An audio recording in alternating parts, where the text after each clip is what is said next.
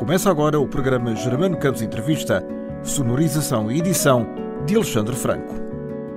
Bem-vindos a mais uma edição do programa Germano Campos Entrevista, que tem o prazer de revelar hoje um novo nome das letras portuguesas. Chama-se António Macena, tem 23 anos, lança em novembro o livro Variante Mitos, A Morte Veio ao Douro. Muito bem-vindo, António. Muito obrigado, Germano. Um título, no mínimo, enigmático. Que livro é este? Bem, o Variante Mythos é um livro... É Mythos. Mythos, Ok. eu chamo-lhe Mythos mesmo. Com M-Y. Sou melhor. M-Y-T-H-O-S. Isso. Bem, é um livro de ficção apocalíptica que se passa entre o Porto e Gaia mesmo ali perto do Douro. E também um bocado em todo o mundo, digamos, tenho outras perspectivas em todo o mundo. É uma ficção apocalíptica, basicamente com zombies, e depois, digamos, aparecem outras coisas, mas isso é mais uma... Spoiler não. Claro, spoilers não. É mais uma... Vai aparecer depois mais no fim, mas é mais uma surpresazinha. E então, o que é isso de um romance apocalíptico? Nós estamos habituados a ver basicamente em séries, nomeadamente, sei lá, Walking Dead, só para citar uma assim mais conhecida, mas pôr isso em formato de letra não deve ser fácil. Não. Na verdade, escrever uma ficção apocalíptica, digamos, é meter terreno, é criar uma certa ambiance e também ter um protagonista que digamos que esteja à altura. E Portugal oferece isso, nomeadamente a zona do Porto, oferece um ambiente especial para esse tipo de literatura fantástica. Sim, diria que sim, tem vários marcos históricos, o Porto, também Gaia tem um bocado. É basicamente uma selva de betão. Que para zombies isto é uma cidade, é o pior sítio para se estar. Os preppers dizem: fujam das cidades, fujam para os montes, até para a Serra da Estrela, se for possível. E eu decidi: por que não uma cidade? Vai ser divertido. Vamos fazer uma ambiência, não é? Ao contrário, meter os zombies dentro da cidade. Mas isto tem a ver com a infância, com a juventude, também com o meio estudantil e com o bullying. Também. Eu decidi fazer uma protagonista. Uma protagonista está numa escola, ele é, digamos, caçador nos tempos livres, adquiriu-se do avô. Eu ainda não disse o nome do meu protagonista, pois não? Não. Pois, Também, spoiler, mas não tanto. Sim. Podemos dizer, é o Alfredo Dias. Sim, Alfredo, que... Eu sei que não é um nome mais para o homem mais velho, mas eu acho que serve bem. Eu acho que é um nome bonitinho. E ele é caçador, como disse, herdou isso do seu avô. Ele basicamente vai sempre para uma floresta, ia sempre para uma floresta com o avô, caçar. Mas o avô morreu por 2 anos antes, ou talvez um bocado mais, do início deste livro, e a avó já está um bocado demente. Já está demente. E qual é o papel dos pais?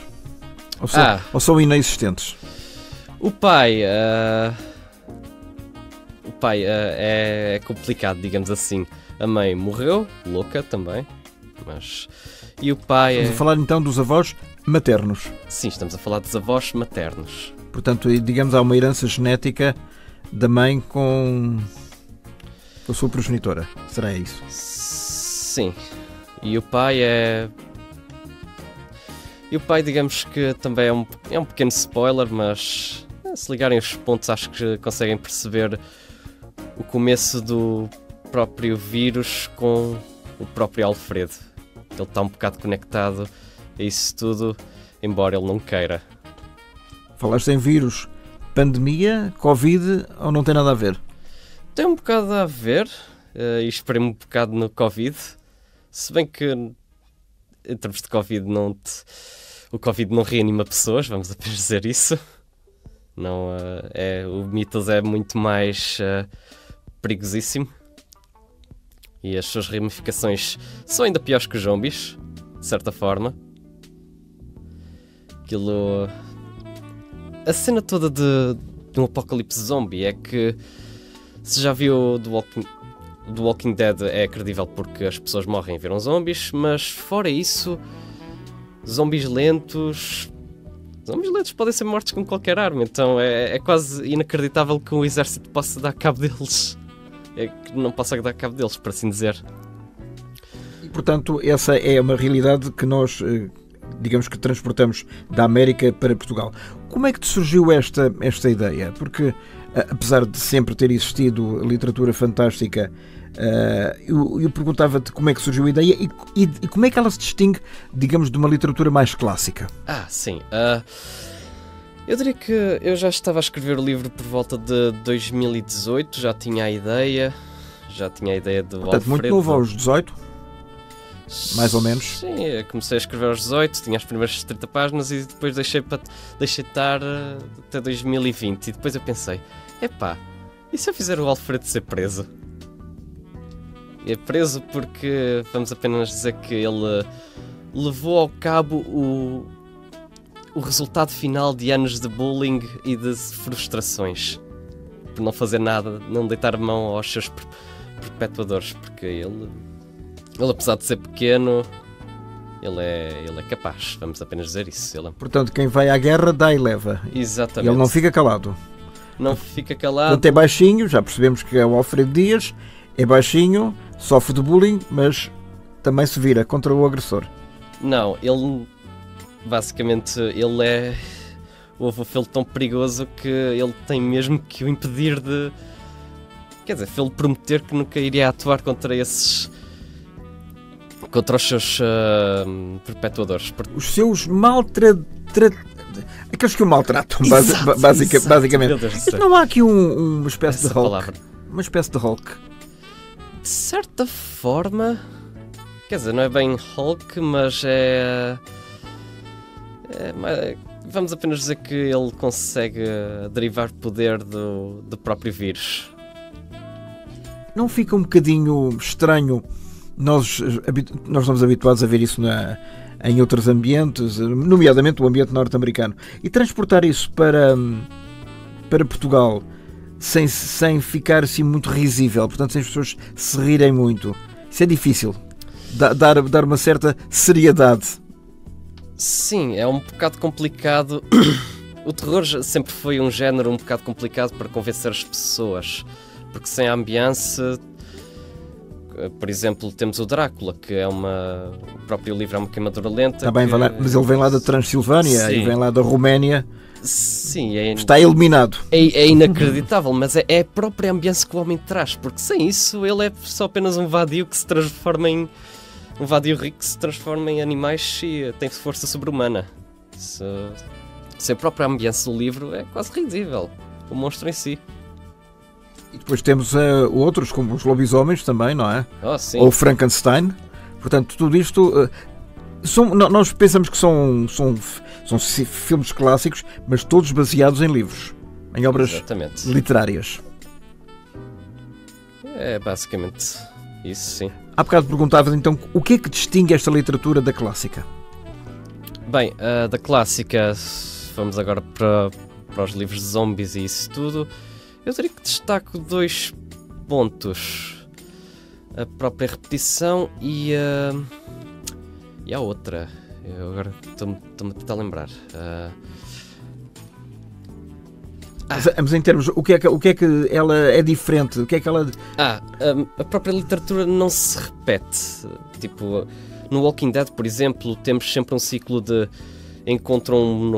o grupo encontra um novo ponto seguro, problemas no paraíso, chega qualquer problema, zombies, inimigos, humanos... E acaba aquela temporada. Sim, e depois eles têm de fugir e voltam para outro sítio seguro, problemas... sarilhos, ataque e depois é um círculo. Para quem não saiba, o Walking Dead é baseado numa animação da manga. Aquilo no fundo é tudo japonês. Não, Walking Dead Não é do Walking Dead? Ou é ambiente puramente americano? O do Walking Dead é puramente americano, é do Rob Kirkman. É do mesmo tipo que criou o Invincible, aquela banda desenhada de super-heróis, digamos assim. Perto da Marvel, perto do universo da Marvel, por exemplo. Não, ele não está no universo da Marvel. Eu acho que ele é mais independente. Eu falava da Marvel por causa dos super-heróis. Não é da Marvel. É uma banda desenhada de super-heróis, o Invincible, mas não é mesmo da Marvel porque é mais independente. Ele é mais independente. Já tem aquela série na HBO que lançou a primeira temporada, agora vão lançar a segunda no final deste ano, se calhar. E é isso. Bem, onde é que mas não nos dispersemos, porque realmente é um universo tão rico que nós tentamos abarcar o maior número possível de informações. Neste caso, portanto, uma das características desta literatura é a não repetição. E que outras existem? Ora, as outras, como eu já tinha dito anteriormente, é que uma cambada de salões num filme de zombies com um pingo de inteligência teria acabado com o apocalipse inteiro. A questão toda é que o meu apocalipse começa... Eu sei que isto talvez possa ser um pecado para aqueles fanáticos de zombies, mas tem tantos zombies que mancam como os que correm.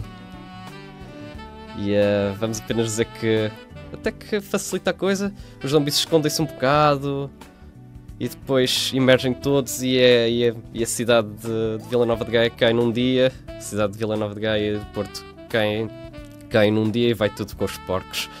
E a própria Península Ibérica vai com os porcos e eles têm de cortar mesmo nos Pirineus para impedir a passagem. E para impedir que este ambiente se propague para outros sítios. Isto não é demasiado bairrista para um livro? Talvez um bocado, mas eu considero a localização bonita. Depois também tenho outros locais. O próprio Julius Montcrow, que é o criador da BioCrow e que acidentalmente libertou o vírus, que por tudo que é oficial ele não sabe de onde é que isto vem. Ninguém sabe de onde é que isto vem. E ele está nos Estados Unidos a tentar falar com o presidente e tal, e a tentar resolver as coisas, tentar, como assim dizer, mas ele tem outros planos mais nefastos para isto tudo. E entretanto, em Vila Nova de Gaia está todo o pessoal a tentar sobreviver, o Alfredo ali metido no meio, e ele é mais ou menos imune. O que é que caracteriza e o que é que distingue, efetivamente, eu fiz esta pergunta em relação à literatura, o Alfredo, por exemplo, de um rapaz de Lisboa? Seria diferente se isto fosse aqui no Marquês de Pombal ou na Avenida da Liberdade? Pois, boa pergunta. Bem, o Alfredo tem um backstory mais diversificado. Ele sempre foi casar com o avô, ele já tem essa prática toda. O avô vamos apenas dizer que já foi militar, apesar dele não querer aparecer, vamos apenas dizer. Ele já fez muitas... Já está metido em muita treta para aparecer. Portanto, muita malandrice. Tu disseste que começaste a escrever este livro, ao fim de 70 páginas paraste. Porquê? Sinceramente, eu precisava daquela faísca, daquela ideia que me permitisse continuar, digamos assim. Mas houve um bloqueio? Eu não lhe chamaria bloqueio em si, chamar-lhe o fim de uma ramificação para a qual eu não tinha resposta. Exatamente. Tipo beco sem saída? Exatamente. Um beco sem saída, e eu precisava de arranjar outra. Eu cortei pelo menos em metade e depois fui reescrevendo conforme a ideia foi surgindo, e depois fui pensando mais um bocado, afinar as ideias, também praticar um bocado, porque isto é uma série com várias ramificações, portanto... E precisei de me aperfeiçoar para conseguir escrevê-la. É o teu primeiro livro? É o meu primeiro livro, sim. E porquê entrar logo a matar numa matéria tão delicada e tão difícil como esta? Bem, para entrar... Porque temas difíceis são sempre os mais interessantes para se escrever. Os mais desafiantes. E desafiantes também, sim. Mas diria que era mais um desafio para mim. Eu queria desafiar a pensar, talvez eu consiga alcançar algo com isto. Talvez consiga escrever algo interessante que possa ser intrigante, digamos, de se ler. Portanto, as pessoas, os teus potenciais leitores, vão ficar assim um bocadinho... Primeiro a estranhar e se calhar depois a entranhar, como na Coca-Cola. Sim. Eu já fiz essa piada lá no livro.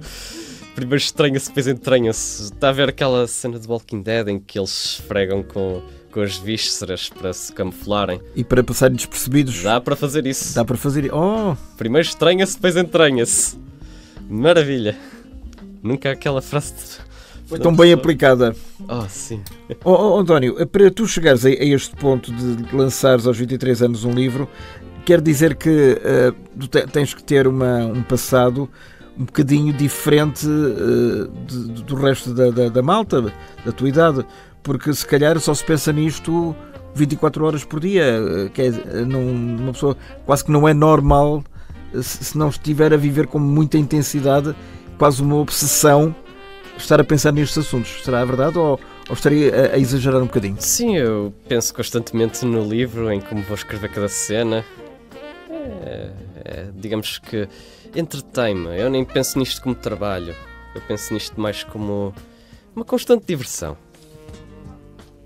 E eu escrevo pelo menos quer dizer, na altura da licenciatura escrevia para aí uma página por dia. Agora não escrevo tanto, tento parcelar para conseguir fluir mais as ideias, para pensar melhor em cada cena, para ela sair mais orgânica, digamos assim. De onde é que começou? Quais são as bases, as raízes do teu interesse pela literatura fantástica e pelos mundos dos zombies e este universo tão estranho, mas ao mesmo tempo tão desafiante? Bem, eu comecei por ler o livro do Max Brooks, o Guerra Mundial Z. Quer dizer, primeiro vi o filme, digamos assim, o filme. Eu achei o filme giro, com o Brad Pitt, os zombies que correm, a cena toda. E depois fui ler o livro e pensei, não faço, isto foi um bocado mal pegado. Portanto, vestiste a tua pele de crítico de cinema e começaste a analisar. Sim. E o que é que descobriste que não gostaste? Eu descobri que eles, no filme, eles praticamente deixaram boa parte do mais interessante de fora. Zombies debaixo d'água, zombies debaixo de Paris, nas catacumbas. Que mais? Os Quislings, que são praticamente pessoas que enlouqueceram. Mas isso não seria para se fazer um segundo filme? Não seriam pontas soltas propositadas para uma segunda... Não, se fosse em série era uma segunda temporada, mas para um filme de longa-metragem, uma parte 2, se calhar é de... Não foi inocente. Foi lançado o filme em si foi lançado em 2012, acho eu. Talvez mais cedo, talvez mais tarde, eu sinceramente não sei. Pois, eu acho que foi só uma coisa feita mesmo só para ser feita e já está. Porque eu considero que aquilo poderia ter sido uma minissérie porque os livros têm as perspectivas de pessoas que passaram pela própria Guerra dos Zombies, Guerra Mundial Z, está no nome. E cada capítulo é um relato, digamos assim, um relato pormenorizado. E eu diria que feita uma minissérie sobre isso teria sido emocionante. tinha mais história, tinha mais conteúdo e provavelmente menos pontas para onde se pudesse pegar, não é? Pois é, teria sido a melhor série de zombies de sempre, praticamente. Nunca se sabe se a Netflix ou a HBO ou outra produtora de streaming não vão fazer isso um dia destes, não é? Portanto, essa, digamos que terá sido o marco inicial do teu interesse, ou ele já vinha anterior? Já é mais antigo? Quer dizer, eu já lia muito. Desde que idade? Isso do ler muito é importante. Sim, já lia muito desde provavelmente o meu terceiro ano, talvez. Estamos a falar com o quê? Com terceiro ano de escolaridade. Sim, 8 anos, 9 anos por aí. 9 anos, por aí. Não é muito normal, infelizmente, em Portugal, que isso aconteça. E porquê que isso é uma espécie de refúgio? Começaste a criar o teu próprio mundo? Pode-se dizer que sim, também os meus pais são professores. E isso faz toda a diferença? Se faz. Se faz, sem interesse na leitura, incutido, digamos, ter a idade e acompanha o indivíduo até o resto da vida. E é um bom hábito de se ter. Digamos assim. E quais foram os primeiros livros de que tens memória que leste? Mas, primeiros livros. Isso é difícil, já foram tantos. Bem, eu posso citar aqueles que nos marcam, por exemplo, se fosse no meu caso, eu diria os livros da Enid Blyton, dos 5, mas se calhar hoje já não vende tanto, não é? Não. Eu tenho uma série de livros da Cherub, praticamente espiões crianças do Reino Unido que fazem missões internacionais, por vezes, para parar terroristas e coisas assim. E eu diria que é uma série do Robert Muchamore, que já foi detetive privado, e é uma série bastante boa. Eu nunca esperei que uma série que incluísse espiões crianças mesmo, com habilidades marciais mesmo, eles praticam artes marciais e tudo, fosse tão boa. E ele também tem uma série que remonta ao início da Cherub em si, da própria organização, começou na Segunda Guerra Mundial, e os factos históricos verificam-se. Aquilo é quase como se estivéssemos a viver na França e em Inglaterra. Na França ocupada pelos nazis. Pelos nazis, exato. Ou seja, aquilo é uma história de ficção, mas com base real, para dar maior credibilidade à história. Exatamente, sempre. E o Robert Muchamore conseguiu... É um bom autor, digamos. Ele conseguiu desenvolver os seus livros de maneira... E tu sentiste transportado e atraído por esse universo? Absolutamente. Quer dizer, se não tivesse, não teria nem essa série que remonta. Essa série de início, a prequela. Pois. E foram os pais que ofereceram esses livros ou foste tu que escolheste? Eu diria que foi uma mistura das duas. Eu um dia vi o livro em si e depois perguntei à minha mãe, então, eu peguei no livro e a minha mãe comprou, e acho que é isso. Tipo, ela sempre incentivou a leitura. Sempre foi eu sempre incutiu esse. Tinhas amigos ou eras um rapaz mais introvertido, mais afastado do meio social? Sempre fui mais introvertido e passava também sempre a ler na biblioteca da escola onde estava. Ficava sempre lá durante os intervalos a ler um bocado, pouco a pouco. Foi assim que consegui ler a série da Cherub toda. Aquilo era um fenómeno, a série. De borla. De borla. Sempre de borla. Porque não seria de borla. E aquilo... li a série toda lá. Praticamente. Aquilo. Não tiveste medo de seres considerado um nerd? Já o era. Porque não... Então, explica-me o que é que era... Ora, estamos a falar há 10, 12 anos atrás, mais ou menos. O que é que era ser um nerd na cidade do Porto? Pois, eu sempre fui como já disse, sempre fui introvertido, estava sempre tranquilo. Digamos que não era assim tão bom com desporto e... Tranquilo ou intranquilo? Ou as duas coisas ao mesmo tempo? Talvez uma mistura paradóxica, por assim dizer. Bem, Não, bem não. Isso explica muita coisa. É um assunto sobre o qual não queres falar? Ou tens algum receio? Tens memórias mais desagradáveis? não prefiro não seguir por aí. Ok, e então, perguntava-te se este Alfredo Dias é autobiográfico. Não, o Alfredo Dias é um bocado mais diferente de mim. Quer dizer, ele é um bocado mais justiceiro, digamos assim.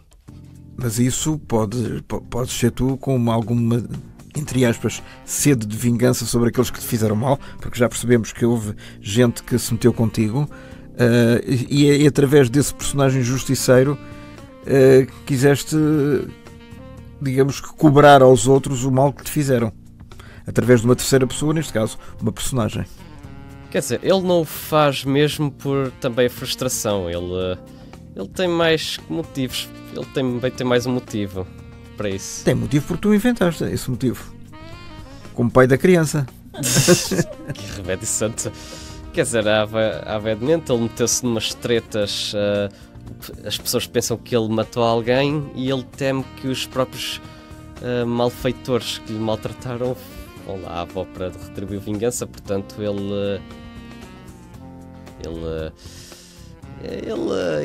previne isso e vai preso. E depois acontecem outras coisas na prisão, não é? Quer dizer, ele safa... Presumo. Ele safa-se bem, ninguém lhe toca.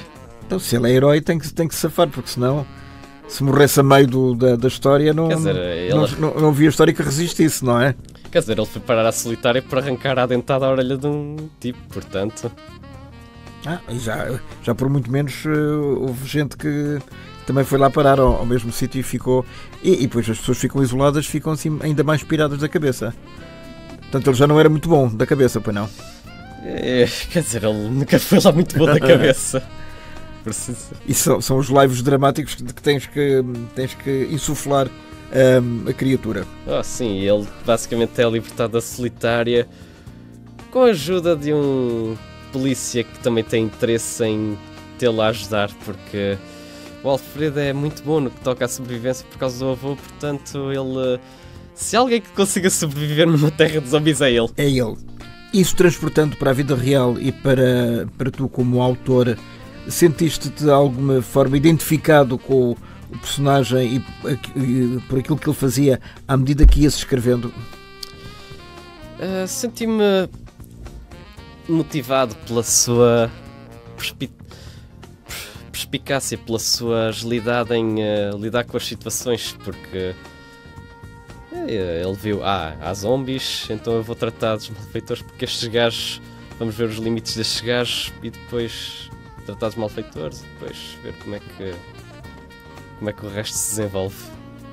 E por falar em desenvolvimento, o facto de não teres muitos amigos, seres assim introvertido e pouco social, isso não te prejudicou no teu crescimento e na tua formação enquanto adolescente? Boa pergunta. Quer dizer, eu estou agora a falar aqui sobre o meu livro, portanto não sei se... Mas o livro tem muito a ver com a personalidade de quem o escreveu. De facto. Não estou a extrapolar nem a fazer julgamentos que não correspondam à verdade. Não. Eu diria que influenciou um bocado. Eu gosto de procurar sempre ambos os lados da história, ser um bocado parcial para dois lados para compreender melhor, porque um livro mais rico é aquele que partilha várias perspectivas e deixa as pessoas escolherem uma. Será que o Alfredo matar esta gente toda foi má? Quer dizer, eles não eram assim tão bons para início de conversa, mas vá. Ou será que matar para proteger a avó demente foi a escolha mais acertada? A melhor das soluções. Essas eram dúvidas e e situações com as quais tinhas que lidar, colocaste várias vezes, ou escreveste vários capítulos diferentes uns dos outros, com várias hipóteses de continuação da história, ou não? Não, eu não faço um Choose Your Own Adventure. Se eu tivesse feito um Choose Your Own Adventure, o livro teria mais de 2000 páginas. E tem apenas? 600. 600 já não é nada mau. Pois não. Eu descrevo muito também. Eu gosto de escrever o Porto, é agradável. Eu gosto de escrever o Douro, é bonito. É bonito olhar para o Douro. O que é que te atrai nessa? É o Douro Rio ou é o Douro região do Porto, Vila Nova de Gaia Porto? É o próprio rio. Quer dizer, quem já esteve no Jardim do Morro a assistir ao pôr do sol, a descer a enterrar-se pelas águas, mesmo ali perto da Foz do Douro, é um espetáculo. É um espetáculo, como é que eu posso dizer? Inolvidável. Exato. Pronto, já tirei as palavras da boca. Quando tu olhas para um cenário da natureza como esse, estás a imaginar coisas na tua cabeça? Um pouco. Estou mais atraído pelo próprio deslizar daquele orbe solar para o mar. Mas por vezes penso também na própria obra, em como as coisas poderiam ser diferentes, em como poderia acontecer se tal personagem batesse a bota. É a tal dúvida existencial que te acompanha ao longo destas 600 páginas. Perguntava-te agora, António, se é fácil terminar uma história, ou se a tentação de acrescentar mais qualquer coisa e mais qualquer coisa e mais qualquer coisa é muito grande. Sim. O final deste livro, pelo menos, lá conseguimos arranjar um meio ponto em que consigo cortar bem para uma nova ameaça que vai sair no próximo livro. Já temos, então, é continuação ou é um livro totalmente diferente? Não. Ou não, o quê? Eu escrevi o primeiro livro, mas ele deu 1200 páginas, então... Então só escreveste então a primeira parte. Não, já está a primeira. Mas 600, 1200, 600 é a primeira parte. Sim, as 600... Depois eu vou só polir as outras 600 páginas e é isso. Porque o pessoal da editora olhou para aquilo e disse-me: homem, tens de cortar isto também. E eu cortei e agora se este primeiro livro correr bem, já posso lançar o segundo. Posso lançar o segundo conforme... E tanto quanto sei, António, este livro vai ser lançado em Portugal e no Brasil. Sim. E no Brasil porquê? Porque eles têm mais apetência pela literatura fantástica, ou é uma outra razão pela qual te leva a tentar também o mercado brasileiro? Bem, em primeiro lugar, a editora tem também capacidade de distribuir no Brasil, portanto é sempre bom. Sempre bom distribuir num país de língua portuguesa e maior que o nosso, dá sempre jeito. E a segunda é que eu diria que as imagens vívidas do Douro talvez possam interessar ao público brasileiro, aos que estão no Brasil e aos que pensam vir para cá, porque ver o próprio Douro navegar pelas suas águas nos barcos de Rabelo é uma experiência que é única, digamos assim. E onde é que a literatura fantástica encaixa aí? Nesse ambiente tão bucólico, tão contrastante? A literatura fantástica sempre nos intrigou. Talvez seja pelo desconhecido, por querer saber mais de algo que nós desconhecemos, porque nós, seres humanos, somos criaturas curiosas. Estamos sempre a procurar cada novo segredinho. E eu diria que apelar esse segredinho nunca fez mal a ninguém. Como eu no princípio desta conversa dizia, que isto era um título enigmático, misterioso, não é? Sim. E até algo controverso. Então explica-me o mitos ou mythos. Mythos. O mythos correlaciona-se com, vamos apenas dizer, todo o universo da obra. Isto é apenas uma pequena ramificação do que vem por aí. Porque acredita em mim, vem muita coisa por aí e vai ser divertido. Para já vem aí um segundo livro. Oh, sim. E o segundo livro depende do êxito do primeiro ou independentemente do sucesso ou fracasso desta obra, o segundo já está assegurado? Quer dizer, depende se eu vou ter de pagar outra coprodução ou se eles já vão publicar sem custo. Portanto, a ideia é dizer que, bom, a partir de novembro, portanto, será se calhar uma boa oferta de Natal, não é? Diferente. Sim. Quem são os teus potenciais leitores? Eu digo potenciais porque ainda não os tens, que possam se interessar por este tipo de literatura. Ora, em termos de género, eu diria que para quem gosta de subgénero de zombies já é uma boa escolha, porque eu decidi agilizar um pouco as coisas com o próprio subgénero, criar umas novas possibilidades para o próprio subgénero. E quanto a género, eu diria que o Young Adult talvez funcione melhor, porque o personagem principal já está na faixa etária, Young Adult, está quase lá. Portanto, estamos a falar, digamos, entre os 13 e os 20, mais ou menos. Sim, sensivelmente. Talvez um bocado mais. E malta que está muito bem informada sobre este universo. Sim, isto, o subgénero de zombies o subgénero é muito popular, digamos assim. E não é underground? Bem, tem-se tornado cada vez mais mainstream, com séries também. Houve uma série coreana de zombies que foi popular, temos o Train to Busan. Eu diria que tem começado a alavancar um bocado mais. Isto é uma boa piada, mas é o subgénero que se recusa a morrer. Desde o Night of the Living Dead, que já é um filmaço, já é um filme bastante antigo. O próprio género A Noite dos Mortos-Vivos. Sim. O género tem tido as suas recaídas, tem tido os seus altos, baixos, por aí vai, mas tem tido sempre um público leal. E vai sempre underground ou mainstream, ou underground ou mainstream, vai sempre constante. E autores portugueses, porque estamos a falar de obras estrangeiras, e autores portugueses que eventualmente te possam ter influenciado, existem ou não? Do próprio subgénero, eu sinceramente não vi muito trabalho português sobre isso. Na verdade, eu desconheço se alguém já tenha escrito sobre o próprio subgénero em si. Portanto, eu gostaria de ler, caso haja. Por favor, contactem-me. É uma questão de... Tu tens as redes sociais, não é? Com certeza. Sim.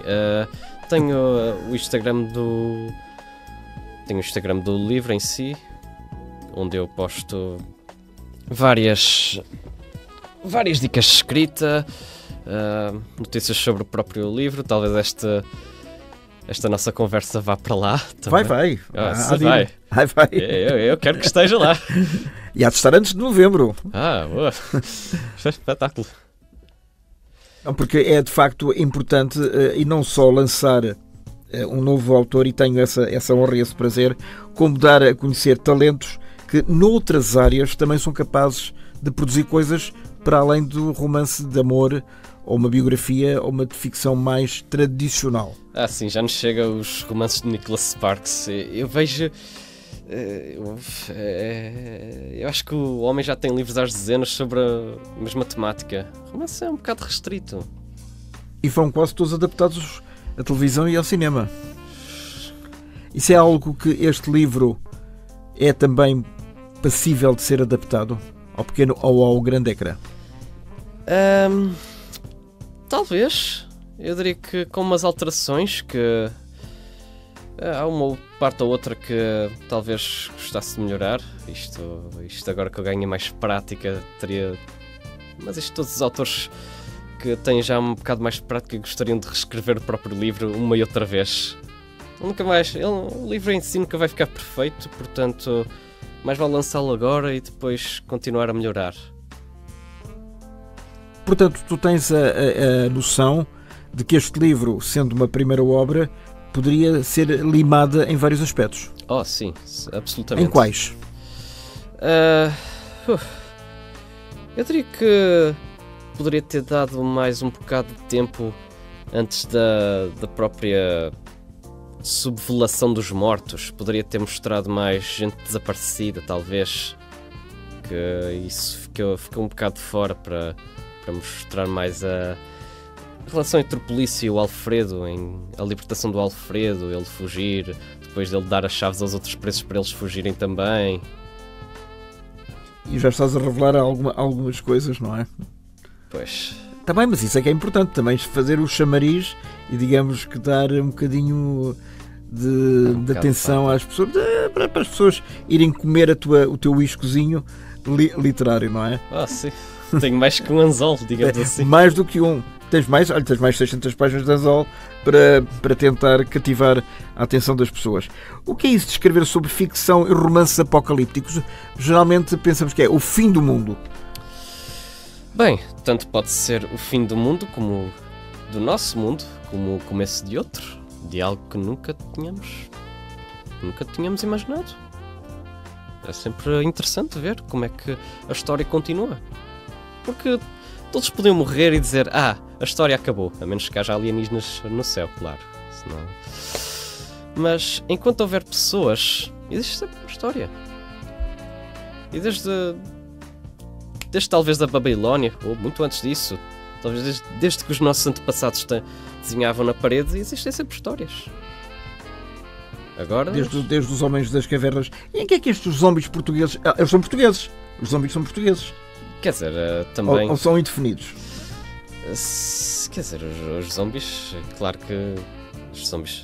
o vírus está em Portugal, depois espalha-se para a Espanha, aquilo parte dos Pirineus, portanto, são ambos. É uma mistura. Portanto, são transalpinos entre Espanha, França... Não. Eles param mesmo nos Pirineus. Eles criaram param nos Pirineus. Portanto, eles são... O vírus e os personagens e os zombies são luso-espanhóis. Sim, eles ficam todos bloqueados nos Pirineus, a França está toda lá, há barcos por toda a volta para impedir que o pessoal escape. E eles são diferentes dos zombies americanos? Ou de outras nacionalidades? Quer dizer, zombie é zombie, diria eu. Isso aí é mais para a frente. Era giro haver uma identidade própria, não é? Um zombi a falar a Puerto. Ah, sim. Os zombies também não falam, não é? Quer dizer, ou eles falam. Os meus zombies não falam, mas o que vem por aí fala e é esperto. E é pelos cotovelos? Depende. E tens expressões tipicamente portuenses? Um bocado. Eu perfilho um bocado com a... Perfilhei a obra com algumas expressões. Claro, perfilhaste porque tu és o pai da criança ou obra e das várias crianças, entre aspas, que são os personagens. António Macena, estamos quase a terminar e agradeço muito teres vindo aqui ao programa. Eu também agradeço por ter sido convidado. É a primeira entrevista assim de fundo que estás a dar ou não? Sim, já fiz uma apresentação no Colégio de Gaia, uma pequenita. Não é a mesma coisa. Eu sei, mas... Porque ninguém te faz as perguntas todas que as pessoas que nos estão a ver e a ouvir merecem saber de ti e perceber quem é que é este António Macena, que tem 23 anos e cuja última pergunta para ele é: variante mitos ou mythos, a morte veio ao Douro, porque é que as pessoas devem comprar o livro quando sair? As pessoas devem comprar, quer dizer, devem pelo menos comprar ou para si ou para outras pessoas o variante Mythos, a morte veio ao Douro, porque para quem gosta de uma renovada no próprio género, para quem queira ver um apocalipse zombie feito mesmo em Portugal, no Porto, no coração de Gaia e no Porto, para quem queira algo diferente, digamos, do que o mainstream fornece. Podem comprar, por favor. E eu sei que é o grande segredo, é um zombie apocalíptico à portuguesa. Será? Pode-se dizer que sim. António Macena, muito obrigado por aqui ter estado. Um grande sucesso quando o livro sair e esperamos então já o segundo volume, que tem outras 600 páginas, que será seguramente A Morte Veio ao Douro, parte 2, o regresso. Provavelmente ainda estamos a pensar no título. A discutir o título, não seria um título tão óbvio como este, estava só... Eu hei de pensar alguma coisa, vamos apenas dizer isso. Assim, de repente, o que é que te apeteceria dar como título? Variant Mythos...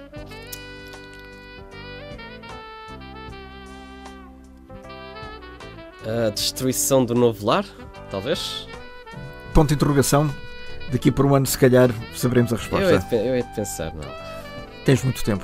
Obrigado e até à próxima. Até à próxima.